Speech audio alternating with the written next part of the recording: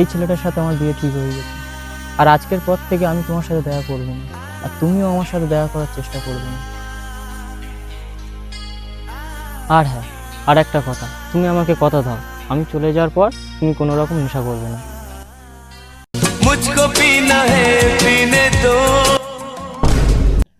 আর এটা কি করছো? তুমি আমাকে কথা দিয়েছিলে না আমি চলে যাওয়ার পর তুমি কোনো রকম নেশা করবে না?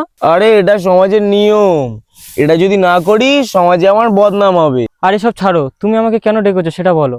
এটা তুমি ধরো, আর আমি গিয়ে চারটা নিয়ে আসি, তারপর তোমাকে সব বলছি। যতক্ষণ না ও আসে ততক্ষণ একটা সেলফি নিয়ে নি। দেখ ভাই, এই মেয়েটাকে তুই বিয়ে করবি? দেখ মদ খাচ্ছে।